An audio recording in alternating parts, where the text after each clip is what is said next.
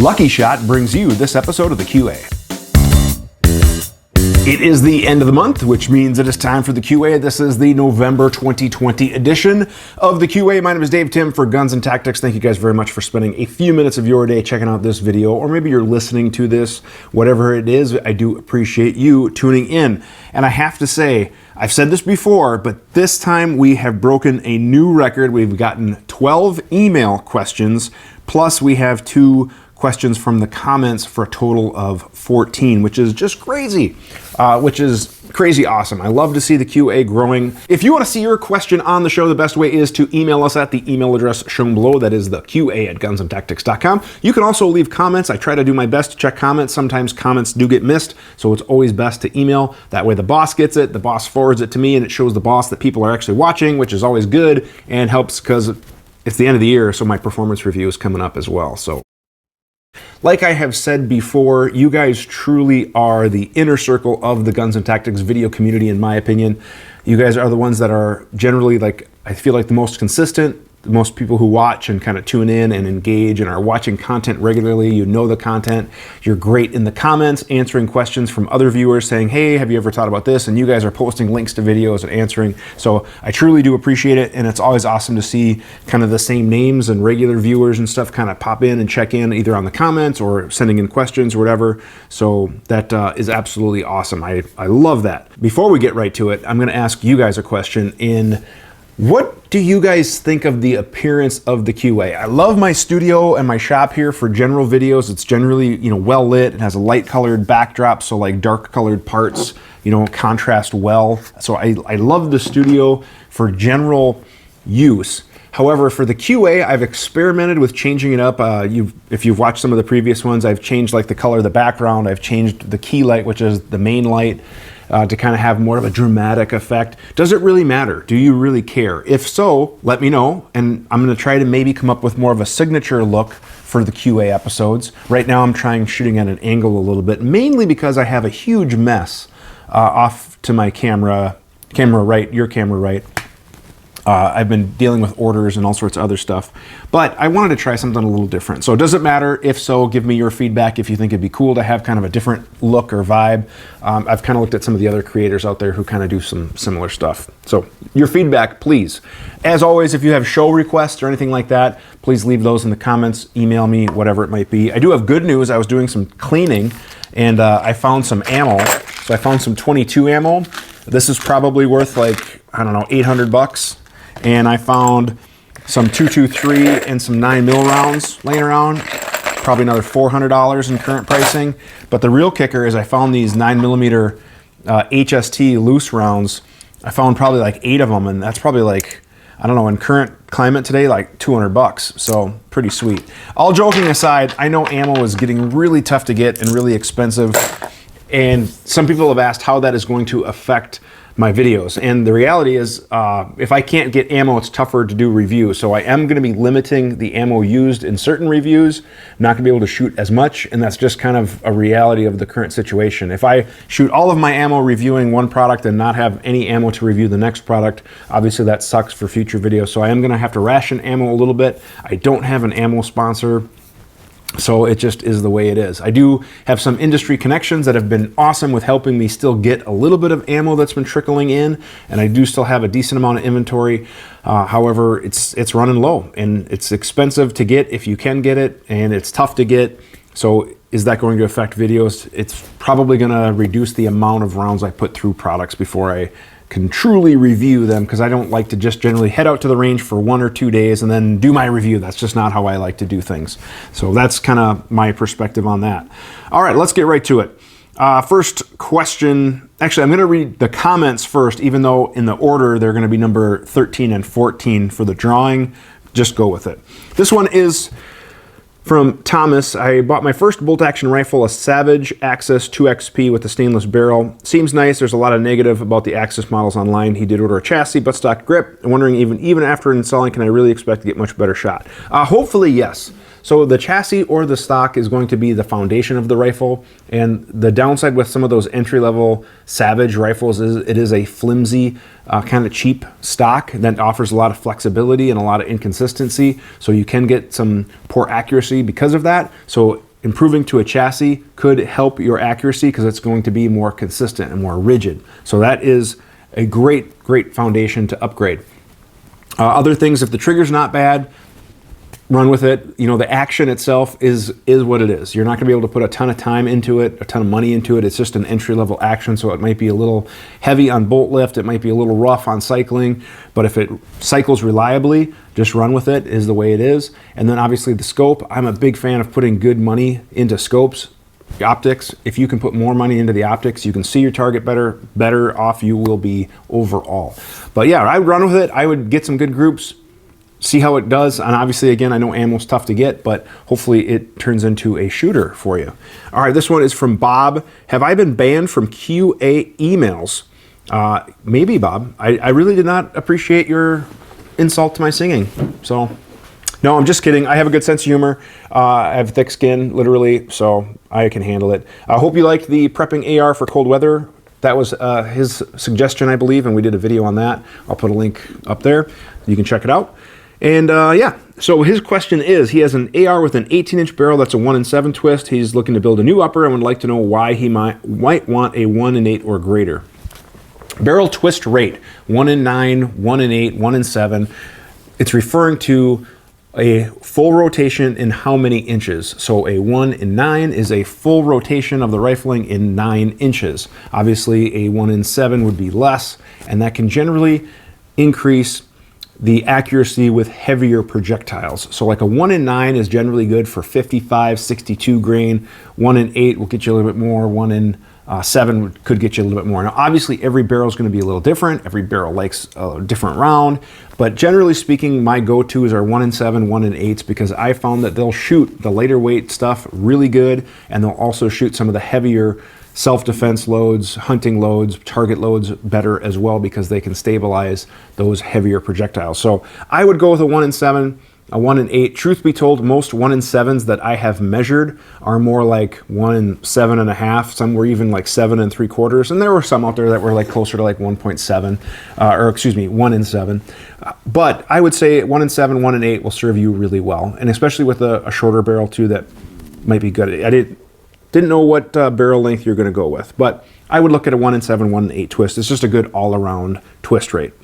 All right, here we go. Let's get into the questions. Again, we have a lot, so I might kind of go a little quicker than my usual in-depth question, but I want to make sure we don't make this video too ridiculously long. All right, next question is going to be, our first email question is from Oblique Perspective. Very mysterious. Will it cause problems with accuracy to replace an AR barrel? I'm thinking about changing an 18-inch stainless with an 11-inch background, arrow precision, only had one barrel. There are no problems with the current, just want to change.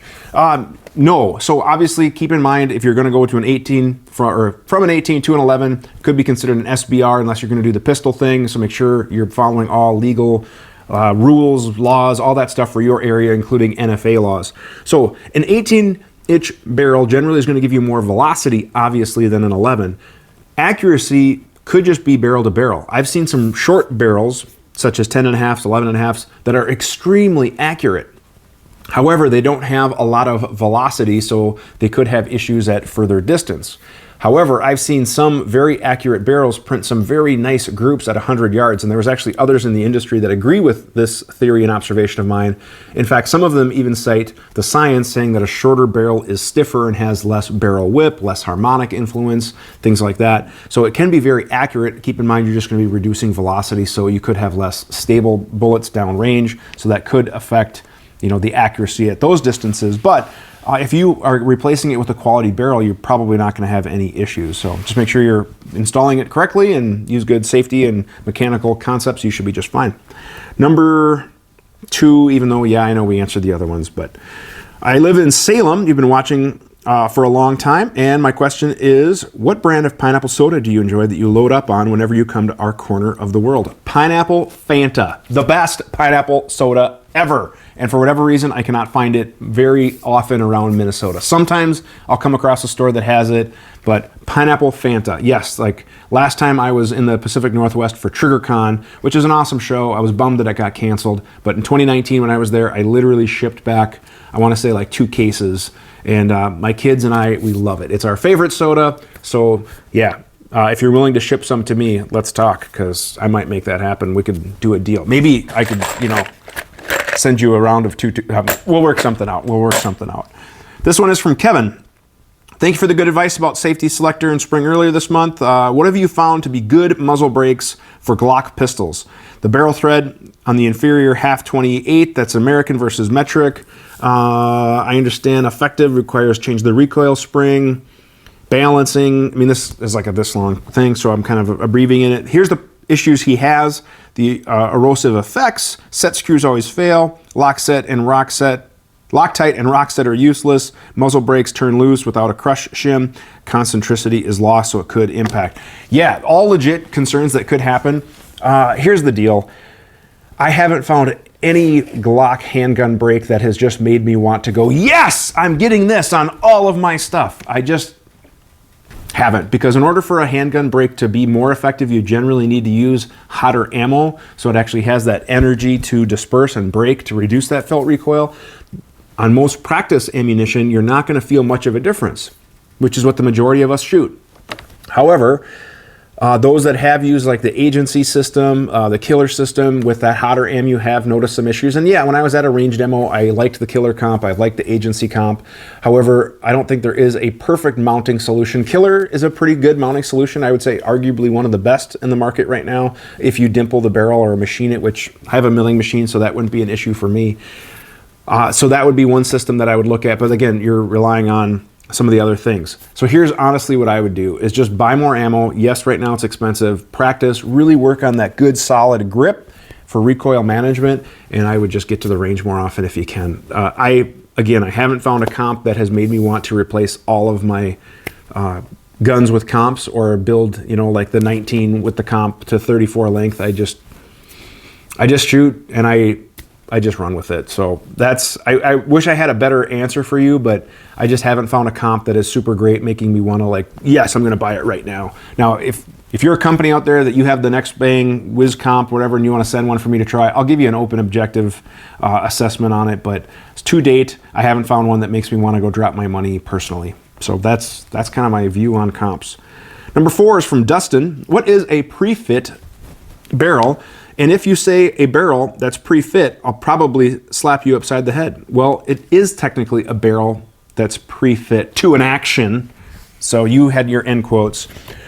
A pre-fit barrel is a barrel that is machined to such tolerances that it will fit certain bolt action receivers. Now that we are in a great era of precision rifle bolt action receivers, like custom level grade receivers, they are machined to such tight tolerances that a barrel manufacturer can get the print from the action manufacturer and have the barrel that is in essence pre-fit for that action. So I have an action like on my competition rifle that'll accept pre-fits. I can just call up any good quality gunsmith and say, hey, this is the action I have. They look up the specs, they turn a barrel, I get it, I can thread it on, torque it, and it's good to go. That is what they mean by a pre-fit. It's in essence ready to go, no gunsmithing required, versus on a previous, like a Remington 700, you'd have to send it to a gunsmith, they'd cut that barrel to that action, check headspace, machine it to perfection, and then you'd be good to go, spending several $100s in the process. Whereas with a pre-fit barrel,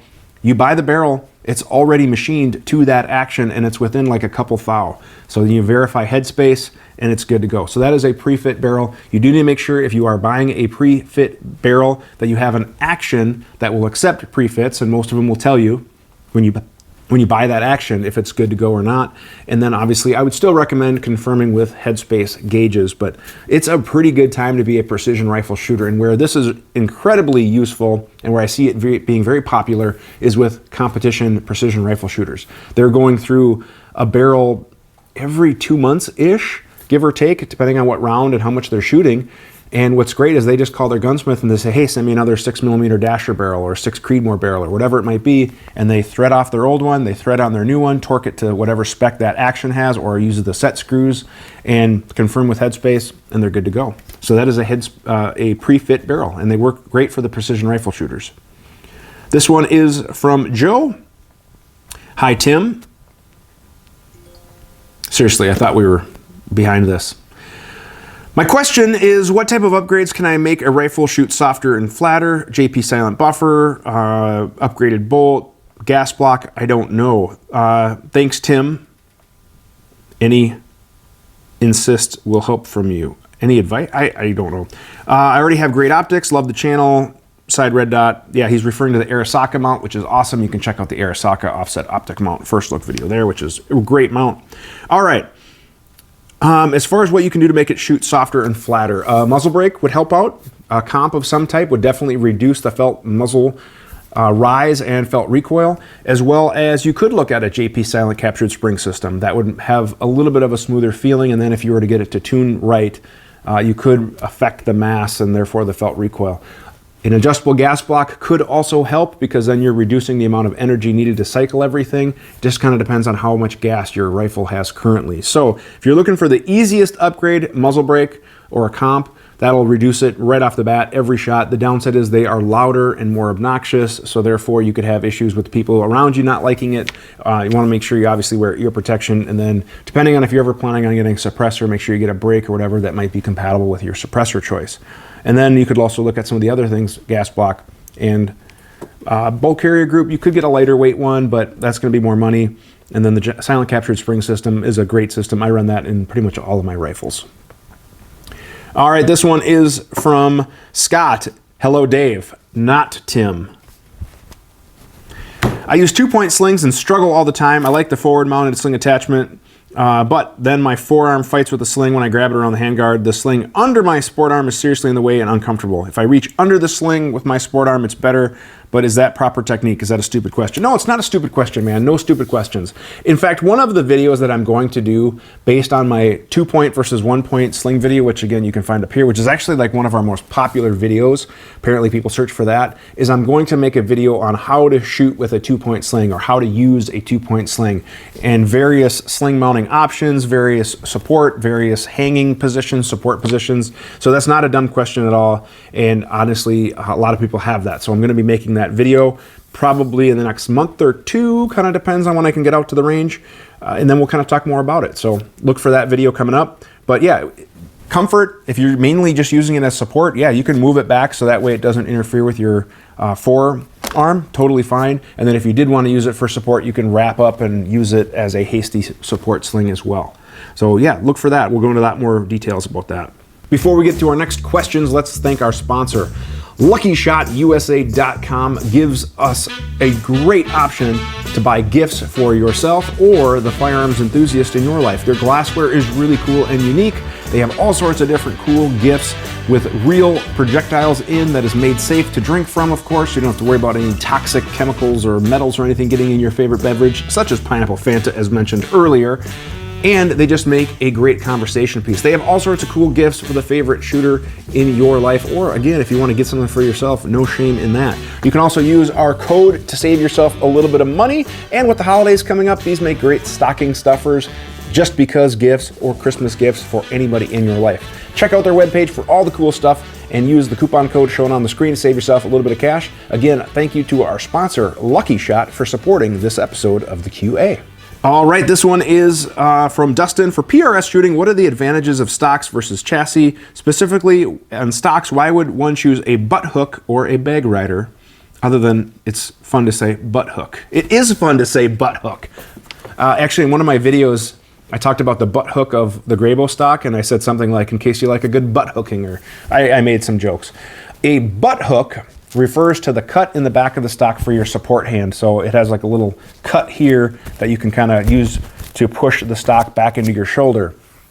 A bag rider is more of a wedge or sometimes a cylindrical shape at the bottom that rides a rear bag very well. So you could use a rear bag as support. So that's kind of the quick answer with those. As far as why you would choose one for the other, if you did a lot of prone shooting, more of like the tactical shooters, things like that, they probably want a good butt hook so they can push that rifle in. I still like to do that when you're doing, prone shooting or even supported shooting, kind of pushing that stock in, and then you still have a good section that rides the bag. However, some of them have a really solid bag rider and it just sits really nice. So that way when you lock that stock down on that rear bag, it's just really, really solid and gives some good meat to kind of dig into that fill of the bag. That might be a good separate video. It's kind of like rear bag 101 and some of the lessons I've learned shooting my few precision rifle matches and kind of talking to some of the pros. So that's a good idea. Stock versus chassis. Some people find, including myself, stock's really comfortable. They're just ergonomic, they're smooth, they have a nice spot for your support thumb or your floating thumb, and they have a nice spot for your support hand depending on the position you're shooting. Stocks can be a little more boxy feeling, and for a long time they were just like AR grip, AR stock, which I kind of like a floating thumb, and they weren't very conducive to that. Now we've come a long way. Chassis are really awesome. They're starting to get away from that AR furniture mold and really kind of coming out with their own vertical grips or angled grips or their own custom grips. The Magpul chassis, I did a first look video on that up there. I thought was actually very comfortable, and it kind of deviated away from AR furniture, which is nice. And then the chassis that I've been using lately is from Masterpiece Arms. It is the Matrix chassis. Super comfortable. In fact, probably my favorite chassis to date, just because of all the adjustments and the ergonomics and the rigidity and features packed into that. I will be doing a future video on the Matrix chassis. The only downside is I kind of want another one now for my 22, and they're not cheap. I'm not sponsored. I don't get all this free stuff like some of the other channels out there, so I have to put my hard-earned money into it. But a really, really sweet chassis. But again, I love my Graybow stocks.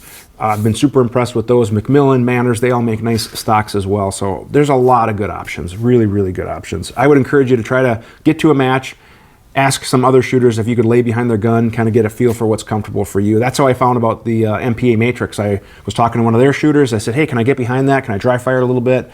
And I loved how I locked up into the stock and the gun just did not move when I was doing dry fire and manipulation. So it was really, really sweet.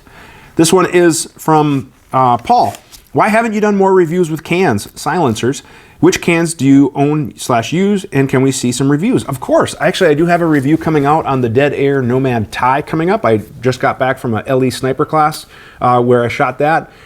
Really impressed, and I do want to do more reviews on silencers. Generally speaking, I'm a Dead Air fan. I love shooting their stuff. I think they have the best muzzle devices and mounting interface on the market. I've shot Surefire, Silencer Co., Gemtech, AAC, Dead Air. I feel like there's maybe one or two other ones in there, and out of all those that I got to shoot and play with, I decided that for me the Dead Air system was the best. So I invested into their Sandman system, which I have shot. I have the Sandman K, Sandman S, Sandman L, and then I also did get a Nomad, which I'm currently running as a direct thread on a bolt gun, but I'm going to be changing that up to a different mounting system that I'll do another video on in the future to kind of just show another option.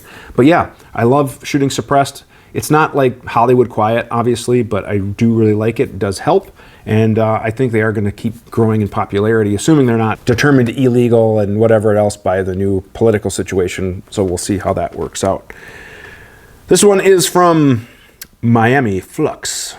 Loved your best rifle 2020 setup, basically wants to do the same.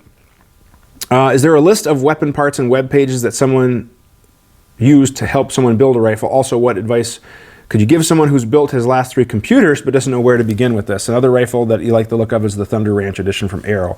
Yeah, super good rifles. I've heard really good things about them.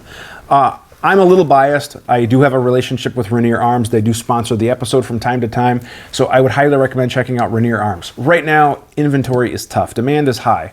It's super tough to get anything, but Rainier Arms is a place that would probably have everything AR related. It's just you're gonna have to back order or get on notification lists for a lot of it.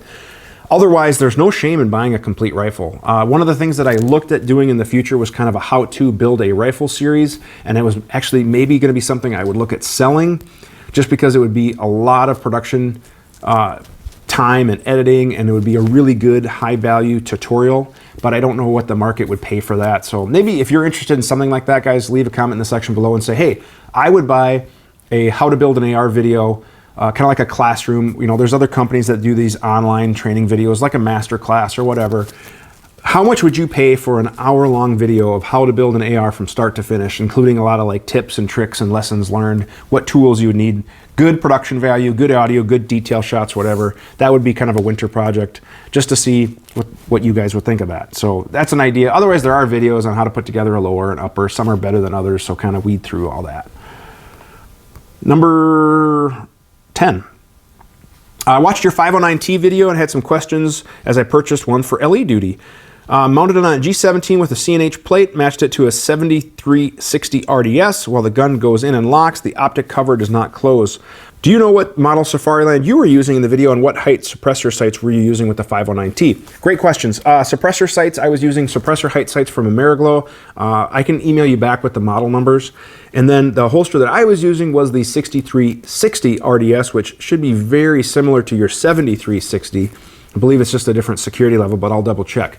I don't have the 509 currently mounted. I only had that for a limited time, but I think I'll have access to one here shortly. So I'm going to do some checking to confirm and set up. Now, with the SRO, I did have to modify the ALS system in there. So that might be a factor with that modification if it gave me a little bit more room, and I will confirm with that. But I'm going to maybe reach out via email and connect. I always like helping out fellow cops, especially when it comes to red dot stuff. Shameless plug, I'm actually going to be teaching some red dot level, instructor level classes around the country starting next year, which I'm super excited about. If anybody's interested, shoot me an email. I'll be more than happy to give you more info for that. But yeah, let me get you some more info and let's connect and let's get you set up. This one is from Brandon. Became a fan and new subscriber, and latest videos are very helpful. What can cause a round to get stuck in the chamber, and how can I fix it? It's chambered for 5.56. I've seen it on both the barrel and upper, and shoot 5.56 and 223 and some 223 steel. I would be very cautious that it's actually a 5.56 chamber. You didn't tell me what brand it is. There's a lot of companies out there that stamp 5.56 on there, but don't truly ream the chamber to 5.56 dimensions. So what can happen is if you're shooting various ammo, it can get stuck in there. The only true way to know is to gauge it with headspace gauges. I have those gauges. I've reamed a bunch of barrels that have said 5.56, but yet when I put the 5.56 reamer in them, metal shavings come out. So that either tells me that that company used a dull reamer, or they used a 223 or some sort of wildcat reamer in between, and they called it a 5.56, but the reality is the only way to know for sure is to gauge it. So if you have a gunsmith near you that can check it with the appropriate 5.56 gauges, if they use 223 gauges, go somewhere else, because there is a difference between 223 and 5.56. That's why they make different gauges. So you can easily have it gauged and figure out if you have a true 5.56 chamber or not. And then you could have it reamed if it's not. Otherwise, other issues, if it's seizing, it's most likely a chamber issue. That's generally like 99% of the time. If it's something else, we could maybe try to diagnose that later, but it's super tough for me to diagnose guns over the internet or via email. But I would say it's probably not a true 5.56 chamber. You need to get it gauged and potentially reamed. This last question is from S. Deban. I just watched your single point versus 2-point sling video, which I linked to earlier. Found it very informative, and I would love a further explanation of why I dislike the 3-point sling, which can be used as a 2-point sling. Keep on educating us lay people. Great question, man. And we all started out, we all started learning, we all started, somewhere, so no dumb questions. Don't refer to yourself as a lay person. You don't have to do that. You're just here to learn and have fun. So why do I dislike the 3-point? Because the 3-point with that extra strap is a little more limiting. I don't need that extra strap. I understand that I could use the 3-point as a 2-point, but I can use a 2-point as pretty much a single point depending on where my attachment points are, and the 3-point sling would have that extra strap where it would get in the way. So I still prefer a 2-point. It gives me the versatility to go around the back, to go around the front, to do whatever, to change up the QD points, to have it dangle, to have it more supportive. It just makes things a little bit easier for me to use without that third strap getting caught in the way, or getting tangled up when I'm trying to move it around or do whatever it might be. So that's why I still prefer a 2-point. Again, all the quality padded slings that are on the market are pretty much 2-point slings. The 3-point is kind of extinct and not really needed as much anymore. What do you need? Ladies and gentlemen, this just in, we have an intruder. Someone just snuck in. This is my mini-me. What are you doing? I'm putting away the tape. You're putting away the tape? We had some arts and crafts time earlier today, because today's a distance learning day. Actually, a no distance learning day. But yeah, if you could put those back, I'd appreciate it. Everything in the shop has a home, right? And it should be put away when we're done? Yeah. Yeah. Do I ever follow that rule all the time? No. What? Hey, busted. You're not supposed to bust me. All right, I'm just about done. Do you want to help me announce the winner? He doesn't pick up his mess. All right, do you want to help me pick out our mess, or our winner? Our mess. How about it's me? You want to be the winner? Yeah. Okay, well, we'll see who the winner is. All right, ready? I need you to announce who the winner is. 8. Number 8 is the winner. Who's number 8? Number 8 is... It is Grand Poobah. Number 8 is Paul. Paul's going to be our winner. Paul will be in touch to get you your prize. Hey, all right. You want to say thank you very much for watching? Thank you very much for watching. All right, guys, thank you very much for watching. If you want to see your question on the show, the best way is, of course, to email us. Email address shown below. That is theqa@gunsandtactics.com.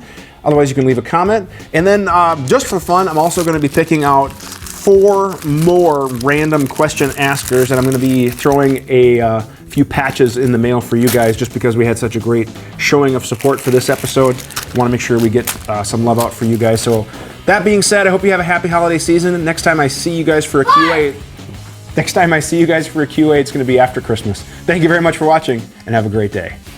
We work really hard to make content that we hope you as a shooter would enjoy. Subscribe to our channel, check out our featured videos and playlists, and if you have a question firearms related, go ahead and send an email to the address shown on the screen to be entered into our monthly QA series.